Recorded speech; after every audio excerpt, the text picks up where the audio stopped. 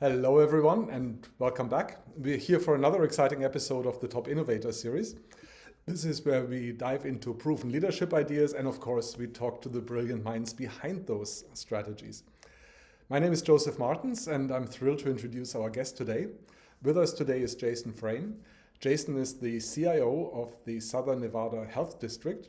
And recently, he has also become the deputy district health officer, which is the number two person in charge of the whole organization.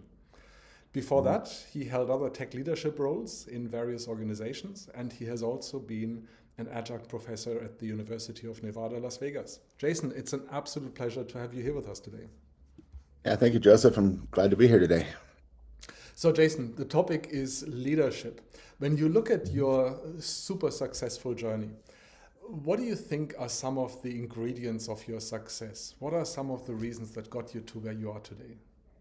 Yeah, just that's a really good question. I look back and I think it's really wanting to take a leadership step and making that known. My first leadership role happened when I was 19 years old. That was one of my first tech jobs, Okay. and we were putting in scanner systems in grocery stores in Northern California. So they had they're hand punching in the price tags, and we started putting in the scanner systems that we all see it every day now. And they put me in. I was in college. They knew I was doing computer science, and so they said, "Well, you know computers. Let's have you on the team." And I was on the team for about 3 weeks, and then they created a second team and put me in charge of it. So that was my first time leading out a team, and they knew that that's kind of what I wanted to do. So I kind of just stepped into Wow. that naturally. Okay. Yeah, it was So, an exciting time. It was, everyone in the team was, 15, 20 years older than I was. So it was a steep learning curve to figure out how to motivate them, how to get them to work together. We just kind of, and this is something I've focused on later on, is we focus on the mission, and I focus on making sure the team has what they need to be successful. yeah. What were some surprises for you? So, what was a situation, a leadership situation where you thought you have an idea of how this would go, you have some idea of how this would play out, and the reality turned out to be totally different? I had many of those. The first one I had was, during that job when I was 19, and we started training some of the cashiers. And we had this one lady who'd been doing it for 30, 40 years. And she's like, I can't learn this new stuff.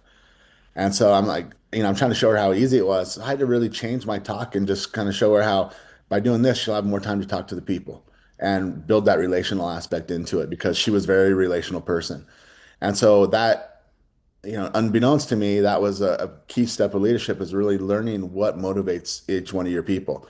It just kind of flowed to me. I hadn't studied it. I hadn't really looked at any leadership principles, but I realized that I wanted to make it beneficial for them and to get her to understand how this change would help her out and make her job not just more effective, but more valuable to her.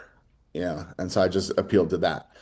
And numerous times I've gone through, different changes in leadership where we've had one of my first jobs and when I took over as the manager here at Southern Nevada Health District was navigating layoffs, during the economic turndown of, 2008 to 2013. And that was a big deal, because now you're dealing with Mm, people's livelihoods. yeah. And that was something I'd never had to do before. Yeah, and so we navigated through that, made sure that we did it the right way. We made strategic cuts and saved as many people as we could by negotiating with other groups. Mhm, mhm.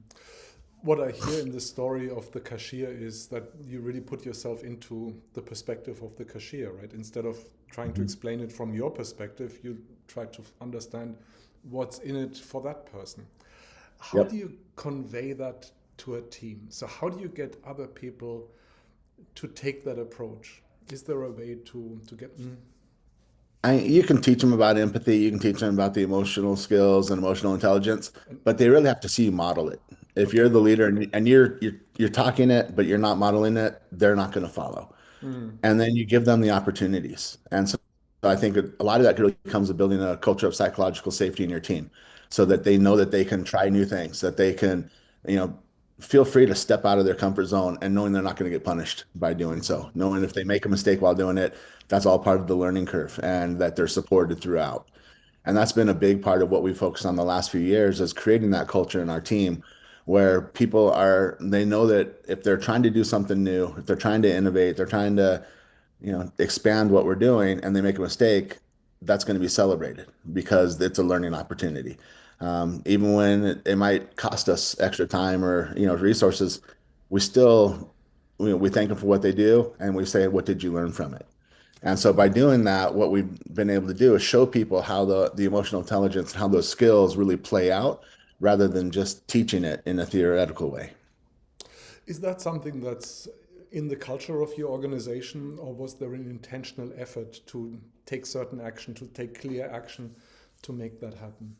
For me, it was intentional. It wasn't part of our culture. When I Okay. first took on my leadership role, wow, like 12, 14 years ago, whenever Mm. it wasn't part of our culture at all. We had a very authoritarian leader at the time, and it was do it this way, don't make a mistake, all that. Mm, And yeah, I makes realized sense. that, I was in the development side. I was a software engineering supervisor, was my first formal leadership role at the district. That wouldn't work for what we're trying to do. We're trying to innovate. We're trying to improve what we're doing. Hmm. We need to break some of the rules. And so I looked at what others were doing in the industry. I looked at what Google was doing with their Mm. back in the day when they gave people the 20% time. Say, you can work 20% on your own type of projects. We're a government agency, so I couldn't really do the whole 20%. But I said, if you want to do a few hours on the side, you want to just pick up a new technology and play with it and see if it'll work for us, it'll be great. And actually, that's turned into a lot of the new innovations we've done are from what came out of that. I looked at what Tony Hsieh did when he was with Yeah. Zappos, and I loved one of his quotes that says, "You haven't made a mistake until you've cost your company $1 million."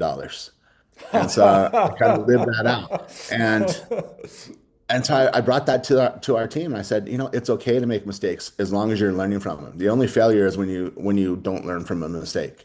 Mm. And I kept saying that over and over until one time someone made a pretty good mistake, and it caused some issues with our whole district. Basically, brought our internet down for a couple hours. Mhm. What we ended up doing was finding a bug in our firewall. And so when he told me about it, and then when I went to our leadership team and told them, I said, "Yeah, Toby found this bug, and he was able to fix it in just less than 2 hours."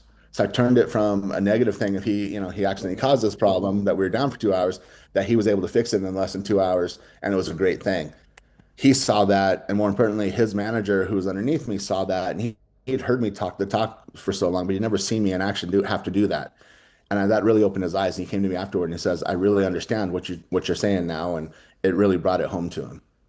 That's an awesome example. Yeah, I get it. Let me take another look at your leadership journey. I imagine you had many mentors, trusted advisors, people who were following you along your journey. When you think Mhm. of the advice that you got from them, what is a piece of advice that really stuck with you? Something that was meaningful and you feel this is something you can still give? Yeah, God, there's been so many of those. One Mm. of them when I first started teaching at UNLV, I had never taught before, and one of the other professors, adjunct professors there, pulled me aside and said, "Jason, you're the expert in the room. They're there to learn. If you act like the expert, they're going to listen to what you have to say. Even if you're only a day or two ahead of them in the reading or in the understanding, you are the expert." And so that just brought that confidence to me, but it also showed me that I had to make sure I was prepared when I went into Mhm. things. Mhm. So I thought those were two great tools for me. And then another one, and this is something, and my team knows I say it a lot, is sometimes don't be afraid to ask for forgiveness rather than ask for permission. Mm. Because sometimes if you go and ask for permission to do something, you're going to get turned down. But if you just ask for forgiveness later, a lot of times you don't even need to. It'll just work out.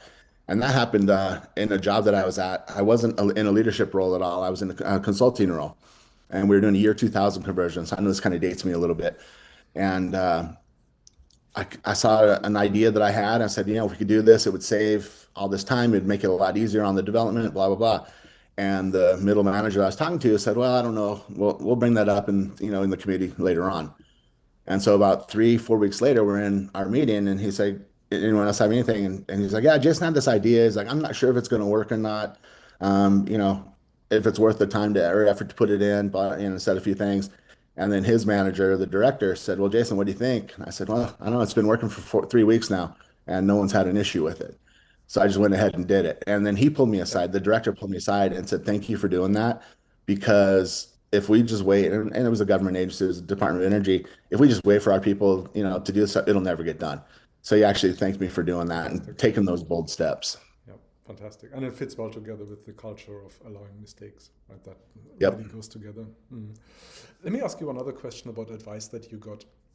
Can you think of an example where you got some advice from someone and at the time you thought this makes no sense, this is crazy, this is completely stupid, but then with some years of wisdom later, you realized, ha, maybe there was something to it. Maybe I should have listened more to that.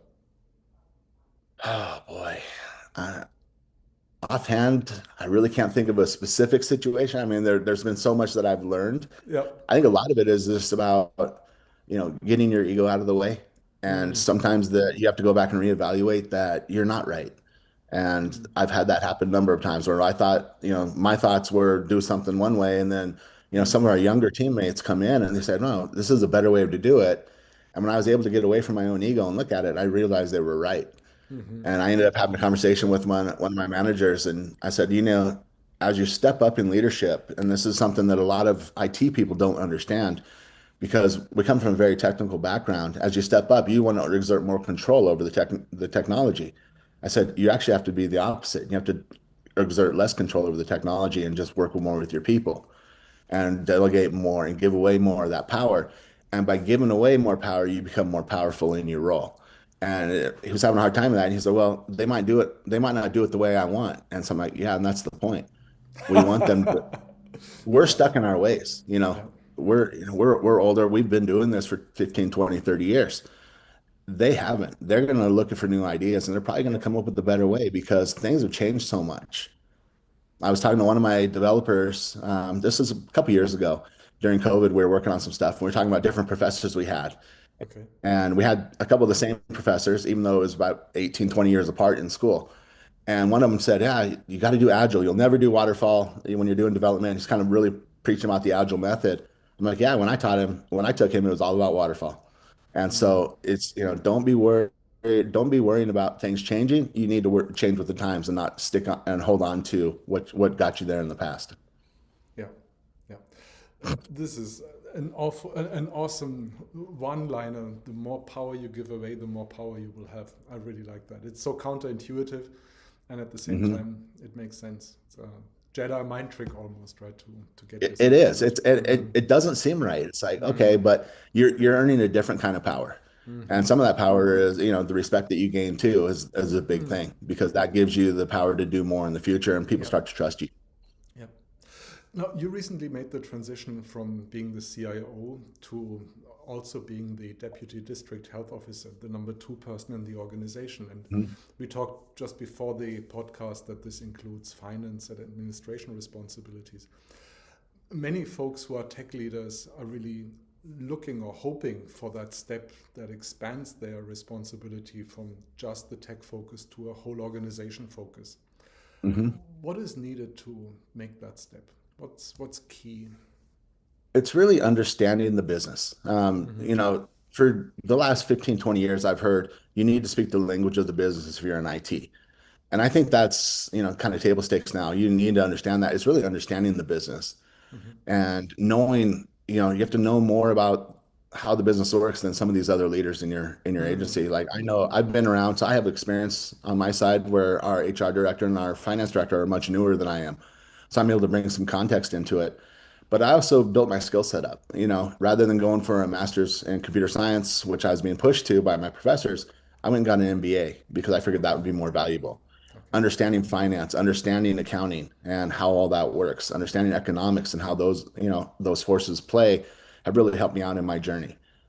Some of the other skills that I learned in there within marketing and communications really helped me out to become a better leader also because now I can Hmm. see things in a different way. Hmm. And so I think as a leader, if you're a tech leader that wants to expand that into that, you need to learn the skills of business. Finance is the language of business in the world. So you need to really understand that. But I think we've had, fortunately, with what happened in the COVID pandemic, was IT really showed itself as not just part of the business, but really the business. Hmm. Because without IT, you can't do anything. Yep.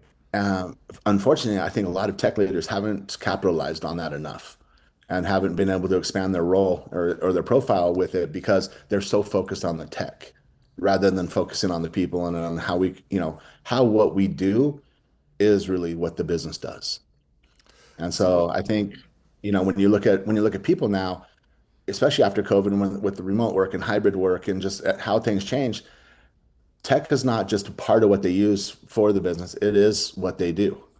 They're using technology for every aspect of it. So I think that naturally gives the IT leader, if you understand the business, you can speak the language of it, and you understand all the different factors going on, is you're going to be able to take that next step up. And I see that role continue in the future from going from like CIO to COO and then ultimately CEO Yeah, because of what we've seen over the pandemic and how technology has really become ingrained in everything that happens in the business world. yeah, yeah, absolutely. So one component is learning about the other areas of the business. It's a knowledge part that needs to be completed. Talk to me Yep. about the early actions that you took to expand your sphere. What were some of, and I'm thinking of other tech leaders who are in a similar position, what are early steps they can take to show that they are proficient, that they're interested, that they're capable to handle more than just the tech? I think the showing it is the big part. And so Mm-hmm. going to your leader, you go into your leadership team, and after you've learned some of it. So if you're the CIO, go to the CFO and sit with them and have them mentor you on the business part Mm-hmm. of it. Have them mentor you on what's important to them and what's important to their teams, and how then once you know what's important to them, you can see how can we help them out in IT, and that's how we can innovate in that aspect. Go to your HR department and talk to your HR, your chief human resource officer, chief Mm-hmm. people officer, whatever they call it in your organization, and talk to them because HR is one of the most important things when it comes to business. Dealing with the people is huge. Mm-hmm. Have them mentor you a little bit. And if they see that you're wanting to learn that, they're going to help you out. Mm-hmm. Um, there's there's courses you can take online for HR from SHRM Yeah. is a great one. They have one for like administrators that you can take. But you can also just, work with your HR teams, Mm-hmm. work with your direct manager or supervisor, whoever that may be, and let them know this is my intention. I want to learn more. I want to be mentored more. Are there any opportunities for it? At the time, there might not be, but it puts that spark in their mind. Yeah. Yeah. Got So it. once you start to do that, you start to reach out throughout the business and get into them. Make sure that you're visible, make sure that you're helping everyone, and they're going to want to help you back. Yeah. And then finally, put yourself out there. And so if a position comes up that you might not be 100% qualified for, put yourself out, try it. You see if you can get an interview. Mm-hmm. You might not get the job. For me, the position I'm in acting right now, it opened up a few years ago and I applied for it. And I got an interview because I met all the minimums and I got the interview. And it was with four of the other senior leaders and the health officer who was the head of the agency. And I went through, did a great. I was told I did a great interview. One of my good friends, he's now the health officer. He told me that I did a really good interview. He said, but more importantly, he's like, I knew what you could do. I knew your skills and your talents. They didn't, and now you're not just the IT guy to them anymore. They see that, you know what, maybe with a little bit of help, he could do this position. He could run this, and so it opened their eyes up because I was willing to take that chance and step up. Yeah. And I made sure I was prepared for the interview. I made sure that I was able to answer those questions and kind of forethought what they would ask when it comes to. And that really came from knowing what was going on in our agency, figuring out what questions they're going to ask. Yeah, yeah. I love the way you describe it because there are so many real nuggets in there, right? There is taking a risk in there. You were willing to put Yep. yourself at issue there, which is not easy to do when you're in a senior position, right? To go there again Right. and say, I'm ready to be judged by others, and they might say, I'm not capable of doing this. So this is awesome. Joseph, I really I, like that. and I tell some of my people, the Mm-hmm. hardest interviews I've ever done are the ones in the company I'm currently at because the people there already know me and I can't, you know, BS them. I can't, Mm-hmm. say something that they know is not true because they know who I am. Mm-hmm. And so those are harder. You go to an interview that they don't know you, you can embellish a little bit and Yeah, it's going to sound really good and they're not going to understand that it's not 100% true. With people it's so hard. you can't So fake it. that it, Mm-hmm. it takes more guts to do it, but I think it's also a good skill to learn. Yeah. I've also, interviewed. I've interviewed for a number of positions, even if I knew I didn't want them, just to get the interviewing experience. Mm, I think that's a big thing. Learning how to approach coming into an interview, how to handle the nerves, how to handle all the different types of questions I might get. And even though I know this might not be a position I want to get that experience. And I've done that a number of times. yeah, got it. Let me take another look at where you are in your leadership journey now. And this is not a question about positions or organizations, it's again about Yep. your journey. When you look at where you are today, what's an area where you feel you should focus on? What's an area where you say, I can grow here, there is room for development here, I can level up here? For me, lately, it's been having the hard conversations with some people. You want to, as a leader, a lot of times you want to be liked, but you need to have those hard conversations at times and for their growth. And so what I've worked on lately is really approaching those conversations with how can I help them understand that this is not a punishment. It's not because I don't like them. It's not, that it's here's how to better yourself and make yourself grow. And that's been a struggle for me for a long time in the career, but that's something I've been really focusing on lately. And I think it goes along with, just having that empathy and having, and it's funny, I write about this on my LinkedIn, about the soft skills, and I hate the term soft skills. I'm a Gen X guy. If you're called soft when you're a kid, that you'd start fighting over it. You never wanted to be called soft.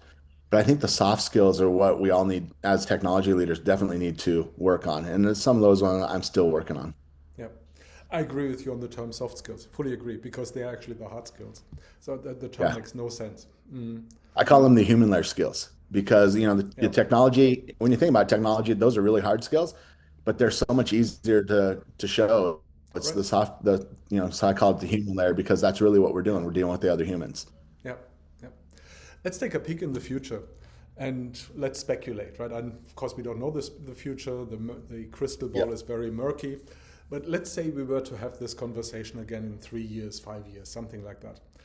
What do you think might have changed about your leadership at that point? If I were to ask you, Jason, what happened over the last 3 years in your evolution of leadership, what do you think you might say? I think it'd be more focusing on people. That's Okay. kind of where I'm heading right now. The focus on psychological safety is a Mm-hmm. big thing for me. I've been speaking about it quite a bit too, not with just with my team, but with others, and really making sure that we're building up that culture. And Mm-hmm. so for me, it's expanding that culture building part of it, and we've done a pretty good job. Last month, at the end of September, we lost our first person in IT in over 2.5 years, Hmm. and he retired to go be a grandpa to a new grandchild Okay. and go help his daughter out. So it wasn't anything that we did wrong. It's just he was ready to move on in his life, and so we've built a really good culture there. And so I and where I'm at now, I can't really expand too much. The acting role that I'm in right now, the only step up from that would be district health officer, what you need to be really be a doctor to do, which I'm not going to be, you know, going for a medical degree anytime soon. So it might be here, it might be in a different role in a much larger agency where I'm able to impact more people or a much larger organization. That's kind of to be determined though, where that Got goes. it. Okay, got it. Let me ask you a last question, Jason, and then we'll wrap it Yep. up. If you had a magic wand and you could change something about how many tech leaders lead at the moment, and you could just change it just like that. So think of peers, think of many colleagues, not necessarily in the organization. What would you change? I think it goes back to the soft skills that we talked about, Okay. understanding that because so many tech leaders get there because they are greatly skilled at what they do. Mhm. And I think that's a disservice that we do to some people. Sometimes you might take a great tech leader and promote them to up to a supervisor or a manager, but not give them those soft skills that they need to be successful. And so I think that's the key to it is understanding that, the technology is what got you there. Your people skills are what's going to Mm, keep you there and get you higher. And so if I could wave a magic wand, it would be to get, and this is the kind of the impossible thing is because a lot of tech people, they're very introverted and getting out to be part of those, have those skills and really develop those, it's a struggle. And I mm, know I've had that conversation with many colleagues, both in my office and also around the valley and around the country. That's a struggle for them to get out of their own way and yeah, not focus just on the tech, but really focus on the people. yeah. So yeah, if I could wave my magic wand, I would make, tech leaders more people focused, have them understand the value of that, and understand that the tech skills aren't all that they need to rely Yeah, on anymore. yeah, I love it. And AI is such a temptation to go in exactly the opposite direction, right? So the It you is, but it's also a mm, great tool to help out with that. mm, What I've started doing when I need to have that tough conversation, hmm, I won't put any names in, but I'll have that conversation with mm, ChatGPT first hmm, and it guide me. Hey, how could I have asked this better? How could I have said this better? I'm using AI as a tool to help me with these skills. I do see how it can eliminate some of the people skills that we have, but it also can be used to help. It's, to me, it's a great tool for that. Got it. That's nice. Yeah. Jason, it's been an absolute pleasure having you in the conversation here. The one thing that I will really enjoyed stick it. most to me is really the sentence, the more power you give up, the more power you will get. Many other nuggets, but I really appreciated that. Jason, thank you so much. Thanks, Joseph. To everyone else out there, make sure to like, subscribe, and join us again for our next podcast. And very important, until we see each other again, keep your brain cells active.